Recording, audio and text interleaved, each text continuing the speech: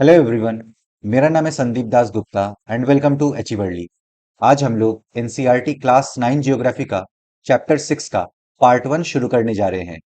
Previous chapter के lectures upload हो चुके हैं और मैंने क्लास 9 जियोग्राफी का एक सेपरेट प्लेलिस्ट भी क्रिएट कर दिया है।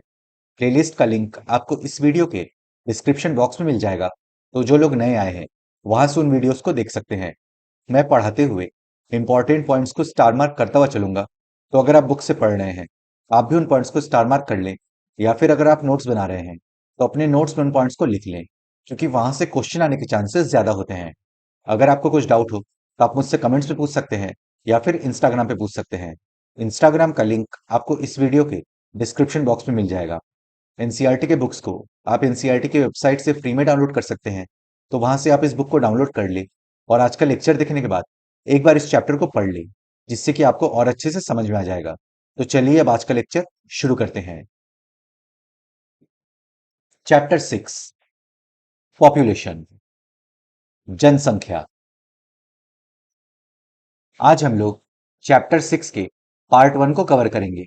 इसमें हम लोग सबसे पहले इंट्रोडक्शन को समझेंगे, फिर उसके बाद हम लोग पढ़ेंगे पॉपुलेशन साइज एंड डिस्ट्रीब्यूशन के बारे में। उसमें हम लोग India's population size and distribution by numbers के बारे में पढ़ेंगे। फिर उसके बाद हम लोग पढ़ेंगे India's population distribution by density के बारे में। तो चलिए अब आज का लेक्चर शुरू करते हैं। Can you imagine a world without human beings who would have utilized the resources and created social and cultural environment? क्या आप मानव रहित विश्व की कल्पना कर सकते हैं? संसाधनों का उपयोग एवं सामाजिक तथा सांस्कृतिक वातावरण का निर्माण कौन करता है? The people are important to develop the economy and the society. Society और इकोनॉमी के डेवलपमेंट में ह्यूमंस का एक इंपॉर्टेंट रोल होता है। समाज एवं अर्थव्यवस्था के विकास में मानव का महत्वपूर्ण योगदान होता है। The people make and use resources and are themselves resources with varying quality. देखिए, नेचर ने जो गिफ्ट्स दिए हैं वो रॉ फॉर्म में है। ह्यूमंस अपने डिमांड और एबिलिटी से नेचर के इन गिफ्ट्स को, जो कि रॉ फॉर्म में है, उसे रिसोर्सेज यानी संसाधन में परिवर्तित कर देते हैं। इसीलिए ऐसा कहते हैं कि ह्यूमंस रिसोर्सेज का निर्माण भी करते हैं और उसका यूज भी करते हैं। इसी वजह से ह्यूमंस को ह्यूमन रिसोर्सेज कहा जाता है। इसीलिए ह्यूमन रिसोर्स को अल्टीमेट रिसोर्स कहा जाता है। मानव संसाधनों का निर्माण एवं उपयोग तो करते ही हैं, वे स्वयं भी विभिन्न गुणों वाले संसाधन होते हैं। Coal is but a piece of rock until people were able to invent technology to obtain it and make it resource. For example, कोल एक चट्टान का टुकड़ा था जब तक कि ह्यूमंस ने उसे प्राप्त करने की टेक्नोलॉजी को इन्वेंट नहीं किया। ह्यूमंस के वजह से ही ये एक रिसोर्स बना। कोयला तब तक चट्टान का एक टुकड़ा था जब तक कि मानव ने उसे प्राप्त करने की तकनीक का आविष्कार करके उसे एक संसाधन नहीं बनाया। Natural events like a flood or a tsunami becomes a disaster only when they affect a crowded village or a town. Natural events जैसे फ्लड्स, सुनामी को डिजास्टर तभी बोला जाता है जब वो किसी क्राउडेड विलेज या टाउन में आता है। जब इकोनॉमी को नुकसान होता है, जान माल को नुकसान होता है, तभी ये प्राकृतिक घटनाएं आपदा बनती हैं। प्राकृतिक घटनाएं जैसे बाढ़ या सुनामी जब किसी घनी आबादी वाले गांव या शहर को प्रभावित करते हैं, तभी वो आपदा बनते हैं। Hence population is the pivotal element in social studies. इसीलिए सोशल स्टडीज में पॉपुलेशन एक इंपॉर्टेंट एलिमेंट है जिसके बारे में हमें पढ़ना होता है। इसलिए सामाजिक अध्ययन में जनसंख्या एक आधारी तत्व है। It is the point of reference from which all other elements are observed and from which they derive significance and meaning. Population यानी ह्यूमंस एक पॉइंट ऑफ रेफरेंस है, यानी संदर्भ बिंदु है जिससे दूसरे एलिमेंट्स को ऑब्जर्व किया जाता है, एसेस किया जाता है और उनके मीनिंग को, इंपॉर्टेंस को समझा जाता है। ये एक संदर्भ बिंदु है जिससे दूसरे तत्वों का अवलोकन किया जाता है तथा उसके अर्थ एवं महत्व ज्ञात किए जाते हैं। Resources, calamities, and disasters are all meaningful only in relation to human beings. Resources, calamities, disaster तभी मीनिंगफुल है जब वो ह्यूमन बीइंग से रिलेटेड हैं। संसाधन, आपदा एवं विनाश का अर्थ केवल मानव के लिए ही महत्वपूर्ण है। Their numbers, distribution, growth, and characteristics or qualities provide the basic background for understanding and appreciating all aspects of the environment. जब ह्यूमन बीइंग्स की बात की जाती है तो कितने ह्यूमन बीइंग्स हैं, डिस्ट्रीब्यूशन मतलब वो कहाँ रहते हैं, पॉपुलेशन ग्रोथ कैसा है, उनकी क्वालिटीज और कैरेक्टरिस्टिक्स क्या हैं, इनके बारे में जान के ह्यूमंस जिस एनवायरनमेंट में रहते हैं उसके बारे में समझा जा सकता है। उनकी संख्या, वितरण, वृद्धि एवं विशेषताएं या गुण पर्यावरण के सभी स्वरूपों को समझने तथा उनकी विवेचना करने के लिए मूल पृष्ठभूमि प्रदान करते हैं। Human beings are producers and consumers of earth's resources. Earth के रिसोर्सेस के प्रोड्यूसर कौन है? ह्यूमन बीइंग्स हैं, क्योंकि नेचर के गिफ्ट्स रॉ फॉर्म में हैं तो उसे रिसोर्सेस बनाने वाले ह्यूमंस हैं। वहीं अर्थ रिसोर्सेस के कंज्यूमर कौन है? तो वो भी ह्यूमन बीइंग्स हैं, क्योंकि रिसोर्सेस का यूज ह्यूमंस ही करते हैं। मानव पृथ्वी के संसाधनों का उत्पादन एवं उपभोग करता है। Therefore, it is important to know how many people are there in a country, where do they live, how and why their numbers are increasing and what are their characteristics. इन्हीं सब रीजंस के वजह से ये जानना बहुत ज्यादा जरूरी हो जाता है कि एक देश में कितने लोग रहते हैं, वे कहाँ रहते हैं, वे कैसे रहते हैं, उनकी कैरेक्टरिस्टिक्स क्या है, क्वालिटीज क्या है और उनकी संख्या क्यों बढ़ रही है। इसलिए ये जानना आवश्यक है कि एक देश में कितने लोग निवास करते हैं, वे कहाँ एवं कैसे रहते हैं, उनकी संख्याओं में वृद्धि क्यों हो रही है तथा उनकी कौन कौन सी विशेषताएं हैं। The census of India provides us with information regarding the population of our country.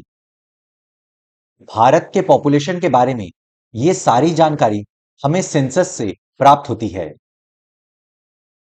भारतीय जनगणना हमारे देश की जनसंख्या से संबंधित जानकारी हमें प्रदान करती है। अब हम लोग पढ़ेंगे सेंसस के बारे में, जनगणना के बारे में। A census is an official enumeration of population done periodically. Census एक ऑफिशियल रिकॉर्ड है, गणना है जो पीरियोडिकली किया जाता है। एक निश्चित समयांतराल में जनसंख्या की आधिकारिक गणना जनगणना कहलाती है। In India the first census was held in the year 1872. The first complete census, however, was taken in the year 1881. Since then, censuses have been held regularly every 10th year. Bharat में पहला सेंसस 1872 में हुआ था, लेकिन पहला complete census 1881 में हुआ था। उसके बाद से हर 10 साल पर सेंसस होता है। भारत में सबसे पहले 1872 में जनगणना की गई थी। हालांकि 1881 में पहली बार एक संपूर्ण जनगणना की जा सकी। उसी समय से प्रत्येक 10 वर्ष पर जनगणना होती है। The Indian census is the most comprehensive source of demographic, social and economic data. Demographic, social और इकोनॉमिक डेटा जानने के लिए इंडियन सेंसस एक मोस्ट कॉम्प्रिहेंसिव सोर्स है। भारतीय जनगणना जनसांख्यिकी, सामाजिक तथा आर्थिक आंकड़ों का सबसे वृहद स्रोत है। अब हम लोग का नेक्स्ट टॉपिक है पॉपुलेशन साइज एंड डिस्ट्रीब्यूशन, जनसंख्या का आकार एवं वितरण। India's population size and distribution by numbers, Bharat की जनसंख्या का आकार एवं संख्या के आधार पर वितरण। India's population as on March 2011 stood at 1210.6 million, which account for 17.5% of the world's population. मार्च 2011 में भारत की पॉपुलेशन 1210.6 मिलियन थी, जो कि वर्ल्ड पॉपुलेशन का 17.5% थी। मार्च 2011 तक भारत की जनसंख्या 12,106 लाख थी, जो कि विश्व की कुल जनसंख्या का 17.5% थी। These 1.21 billion people are unevenly distributed over our country's vast area of 3.28 million square kilometer, which accounts for 2.4% of the world's area. ये 121 करोड़ लोग भारत के 3.28 मिलियन स्क्वायर किलोमीटर के वास्ट एरिया में अनइवनली डिस्ट्रीब्यूटेड है, मतलब लोग अलग अलग क्षेत्रों में रहते हैं। भारत का एरिया पूरे वर्ल्ड का 2.4% है। ये 121 करोड़ लोग भारत के 32.8 लाख वर्ग किलोमीटर विश्व के स्थलीय भूभाग का 2.4% के विशाल क्षेत्र में असमान रूप से वितरित हुए हैं। देखिए, इस डायग्राम में वर्ल्ड के क्षेत्रफल और पॉपुलेशन में इंडिया के शेयर को दिखाया गया है। जब हम पॉपुलेशन की बात करते हैं तो भारत की पॉपुलेशन पूरे वर्ल्ड का 17.5% है। वहीं भारत का क्षेत्रफल पूरे वर्ल्ड का 2.4% है। The 2011 census data reveal that Uttar Pradesh, with a population size of 199 million, is the most populous state of India. 2011 के सेंसस डेटा के अनुसार उत्तर प्रदेश की जनसंख्या सबसे अधिक है, 199 मिलियन लोग रहते हैं। 2011 की जनगणना के अनुसार देश की सबसे अधिक जनसंख्या वाला राज्य उत्तर प्रदेश है, जहां की कुल आबादी 1990 लाख है। Uttar Pradesh accounts for about 16% of the country's population. देश के टोटल पॉपुलेशन का 16% हिस्सा उत्तर प्रदेश में निवास करता है। उत्तर प्रदेश में देश की कुल जनसंख्या का 16% हिस्सा निवास करता है। On the other hand, the Himalayan state of Sikkim has a population of just about 0.6 million and Lakshadweep has only 64,429 people.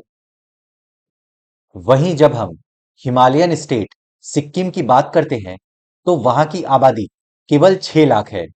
Lakshadweep में केवल 64,429 लोग रहते हैं। दूसरी ओर हिमालय क्षेत्र के राज्य सिक्किम की आबादी केवल 6 लाख ही है तथा लक्षद्वीप में केवल 64,429 लोग निवास करते हैं। Almost half of India's population lives in just 5 states. These are Uttar Pradesh, Maharashtra, Bihar, West Bengal and Andhra Pradesh. Bharat की लगभग आधी पॉपुलेशन केवल 5 स्टेट्स में रहती है। ये है उत्तर प्रदेश, महाराष्ट्र, बिहार, वेस्ट बंगाल, आंध्र प्रदेश। भारत की लगभग आधी आबादी केवल 5 राज्यों में निवास करती है। ये राज्य हैं उत्तर प्रदेश, महाराष्ट्र, बिहार, पश्चिम बंगाल एवं Andhra Pradesh. Rajasthan, the biggest state in terms of area, has only 5.5% of the total population of India. Rajasthan का एरिया सबसे बड़ा है, लेकिन राजस्थान में इंडिया के टोटल पॉपुलेशन का केवल 5.5% आबादी रहती है। क्षेत्रफल की दृष्टि से राजस्थान सबसे बड़ा राज्य है, जिसकी आबादी भारत की कुल जनसंख्या का केवल 5.5% है। देखिए, इस इमेज में पॉपुलेशन के डिस्ट्रीब्यूशन को दिखाया गया है।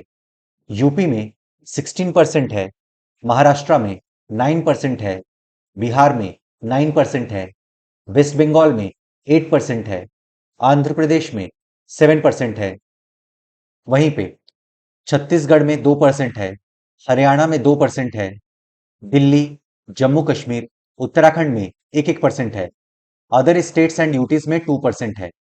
आप इस इमेज को अच्छे से स्टडी कर सकते हैं। अब हम लोग का नेक्स्ट टॉपिक है India's population distribution by density. घनत्व के आधार पर भारत में जनसंख्या वितरण। Population density provides a better picture of the uneven distribution. जब हम अनइवन डिस्ट्रीब्यूशन की बात करते हैं तो पॉपुलेशन डेंसिटी हमें इसका एक क्लियर पिक्चर प्रोवाइड करता है। पॉपुलेशन डेंसिटी से हमें पता चलता है कि लोग एक क्षेत्र में डेंसली बसे हैं या दूर दूर बसे हैं। जनसंख्या घनत्व असमान वितरण का बेहतर चित्र प्रस्तुत करता है। Population density is calculated as the number of persons per unit area. एक यूनिट एरिया में कितने लोग रह रहे हैं ये बताता है हमें उस जगह की पॉपुलेशन डेंसिटी। फॉर एग्जाम्पल, मान लीजिए कोई ए जगह है, वहां 1 किलोमीटर स्क्वायर एरिया में 100 लोग रहते हैं। वहीं कोई दूसरी जगह है बी, वहां पर 1 स्क्वायर किलोमीटर एरिया में 30 लोग रहते हैं। तो यहां पे हम कह सकते हैं कि ए डेंसली पॉपुलेटेड एरिया है, वहीं बी जो है आपका वो लेस डेंस है। प्रति इकाई क्षेत्रफल में रहने वाले लोगों की संख्या को जनसंख्या घनत्व कहते हैं। India is one of the most densely populated countries of the world. Bharat one of the most densely populated countries है वर्ल्ड में। भारत विश्व के घनी आबादी वाले देशों में से एक है। The population density of India in the year 2011 was 382 persons per square kilometer. 2011 census के हिसाब से भारत की population density 382 person per square kilometre थी। मतलब 1 स्क्वायर किलोमीटर के एरिया में 382 लोग रहते थे। 2011 में भारत का जनसंख्या घनत्व 382 व्यक्ति प्रति वर्ग किलोमीटर था। Densities vary from 1102 persons per square kilometre in Bihar to only 17 persons per square kilometre in Arunachal Pradesh. Population density place to place vary करती है। बिहार की population density 1102 person per square kilometre है, तो वहीं अरुणाचल प्रदेश की पॉपुलेशन डेंसिटी सिर्फ 17 पर्सन पर स्क्वायर किलोमीटर है। Population density से ही हमें अनइवन डिस्ट्रीब्यूशन के बारे में पता चलता है। जहां बिहार का जनसंख्या घनत्व 1102 व्यक्ति प्रति वर्ग किलोमीटर है, वहीं अरुणाचल प्रदेश में ये 17 व्यक्ति प्रति वर्ग किलोमीटर है। Rugged terrain and unfavorable climatic conditions are primarily responsible for sparse population in these areas. Bihar northern plains में आता है। यहाँ की लैंड फर्टाइल है, वाटर अवेलेबल है, अच्छे से कृषि की जा सकती है। इसलिए बिहार में बहुत लोग बसते हैं। इस वजह से बिहार की पॉपुलेशन डेंसिटी हाई है। लेकिन वही अरुणाचल प्रदेश में माउंटेन्स है, रग्ड टेरेन है, अनफेवरेबल क्लाइमेट है, इसलिए वहां कम लोग बसते हैं। इस वजह से वहां की पॉपुलेशन डेंसिटी लो है। पर्वतीय क्षेत्र तथा प्रतिकूल जलवायवी अवस्थाएं इन क्षेत्रों की विरल जनसंख्या के लिए उत्तरदायी है। Assam and most of the peninsular states have moderate population densities. Hilly, dissected, and rocky nature of the terrain, moderate to low rainfall, shallow and less fertile soils have influenced population densities in these areas. Assam और peninsular states में moderate population density है क्योंकि इन क्षेत्रों में कटे छटे भूभाग है, रॉकी टेरेन है, हिली एरियाज हैं, मॉडरेट टू लो रेनफॉल होती है, सॉइल लेस फर्टाइल है, इसलिए ज्यादा अच्छे से एग्रीकल्चर नहीं हो पाता। तो इन सब रीजंस के वजह से इन एरियाज की पॉपुलेशन डेंसिटी मॉडरेट है। असम एवं अधिकतर प्रायद्वीपीय राज्यों का जनसंख्या घनत्व मध्यम है। पहाड़ी, कटे छटे एवं पथरीले भूभाग, मध्यम से कम वर्षा, छिछली एवं कम उपजाऊ मिट्टी इन राज्यों के जनसंख्या घनत्व को प्रभावित करती है। The northern plains and Kerala in the south have high to very high population densities because of the flat plains with fertile soils and abundant rainfall. Northern plains और साउथ में केरला की पॉपुलेशन डेंसिटी बहुत ज्यादा है क्योंकि यहां पर flat land available है, सॉइल फर्टाइल है, बारिश भी अच्छी होती है, तो लोग यहां बसते हैं, कृषि करते हैं, इसलिए यहां की पॉपुलेशन डेंसिटी हाई है। उत्तरी मैदानी भाग एवं दक्षिण में केरल का जनसंख्या घनत्व बहुत अधिक है क्योंकि यहाँ समतल मैदान एवं उपजाऊ मिट्टी पाई जाती है तथा पर्याप्त मात्रा में वर्षा होती है। देखिए इस मैप में पॉपुलेशन डेंसिटी को दिखाया गया है। इसमें आंध्र प्रदेश और तेलंगाना को एक में दिखाया गया है और उसी तरह जम्मू कश्मीर और लद्दाख को एक में दिखाया गया है क्योंकि ये 2011 का सेंसस है। आप देख सकते हैं रेड रीजन में 1001 and above person per square kilometre रहते हैं, तो इसमें आपका बिहार, वेस्ट बंगाल और आपकी दिल्ली है। फिर वहीं ऑरेंज शेडेड रीजन में 751 पर्सन से 1000 पर्सन पर स्क्वायर किलोमीटर में रहते हैं, तो इसमें आपका केरला और उत्तर प्रदेश आ जाता है। फिर येलो शेडेड रीजन में 501 से 750 पर्सन पर स्क्वायर किलोमीटर रहते हैं, तो इसमें आपका तमिलनाडु, पंजाब, हरियाणा है। फिर लाइट ग्रीन शेडेड रीजन में 251 से 500 पर्सन पर स्क्वायर किलोमीटर में रहते हैं, तो इसमें आपके ज्यादातर एरियाज आते हैं जैसे गुजरात, महाराष्ट्र, कर्नाटका, गोवा, आंध्र प्रदेश, उड़ीसा, झारखंड, असम। फिर अगर हम लोग डार्क ग्रीन शेडेड रीजन की बात करें उसमें 250 या below person per square kilometre में रहते हैं, तो इसमें आपका आ गया राजस्थान, मध्य प्रदेश, छत्तीसगढ़, जम्मू कश्मीर और लद्दाख भी इसमें इंक्लूडेड है, हिमाचल प्रदेश, फिर आपका उत्तराखंड, फिर इधर है आपके अरुणाचल प्रदेश, नागालैंड, मणिपुर, मिजोरम, ये सब हैं आपके। तो आप इस मैप को अच्छे से स्टडी कर सकते हैं। डू यू नो, क्या आप जानते हैं only Bangladesh and Japan have higher average population densities than India. सिर्फ बांग्लादेश और जापान की पॉपुलेशन डेंसिटी भारत से ज्यादा है। केवल बांग्लादेश तथा जापान का जनसंख्या घनत्व भारत से अधिक है। तो फ्रेंड्स, इसी के साथ हम लोग का आज का लेक्चर समाप्त होता है। अब नेक्स्ट लेक्चर में हम लोग चैप्टर 6 के पार्ट 2 को शुरू करेंगे। मैं आशा करता हूं कि आपको सब कुछ समझ में आ गया होगा। अगर आपको फिर भी कुछ डाउट है तो आप मुझसे कमेंट्स में पूछ सकते हैं या फिर इंस्टाग्राम पे पूछ सकते हैं। अपने फ्रेंड्स के साथ इस वीडियो को शेयर करें। वीडियो पसंद आए तो लाइक करें, चैनल को सब्सक्राइब करें। मैं मिलता हूं आपसे नेक्स्ट लेक्चर में। Good day to everyone. जय हिंद।